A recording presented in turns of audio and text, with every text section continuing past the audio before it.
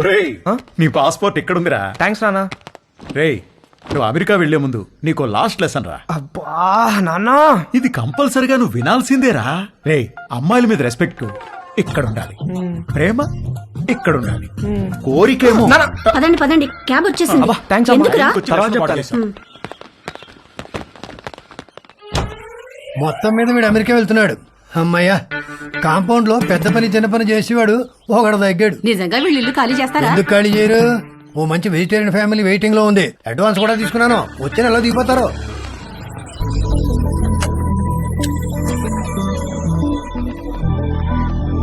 నేను కూడా రావచ్చా ఎయిర్పోర్ట్ కి? ఇప్పుడెక్కడికి వెళ్తున్నావురా? ఎయిర్పోర్ట్ కి వెళ్ళాలి, టైం అవుతుంది. ఇప్పుడే వస్తానమ్మా, కింద నీలిమాటికి బాయ్ చెప్పొస్తా.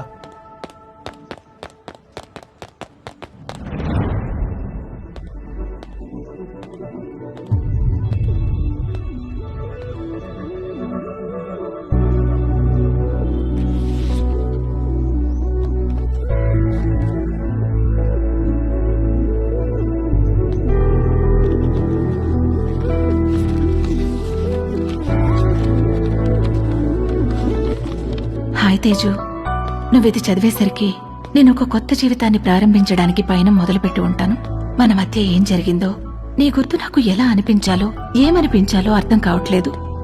అర్థమవ్వకపోయేసరికి దాని గురించి ఆలోచించడం మానేశాను. జీవితంలో మనకు జరిగే వాటిని ఎందుకు, ఎప్పుడు, ఎలా అని ప్రశ్నించడం మానేసినప్పుడే మనం నిజంగా ఆనందంగా ఉండగలం. నిన్ను కలవడం నాకు చాలా ఆనందాన్నిచ్చింది. నిన్నెప్పటికీ మర్చిపోను. అది చాలా నాకు. నువ్వు ఎలా ఉన్నావో అలాగే ఉండు. దేనికోసం ఎవరికోసం మారొద్దు.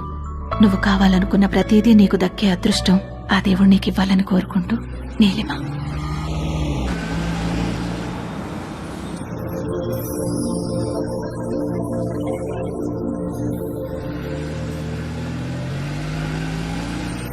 తొందరగా దిగవే, టైం అవుతుంది.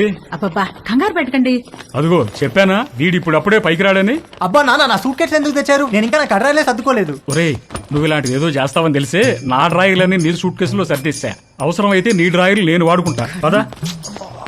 రేయ్, ఎయిర్పోర్ట్ లో 2-3 అవర్స్ వెయిట్ చేయాలి. ఆకలిస్తే చస్తావు. ఈ అరటి పండు తిను. ఎందుకండి చిన్నపిల్లాడికి అట్టుపండు చూపించి భయపెడతారు? వాడిని వదిలేయండి.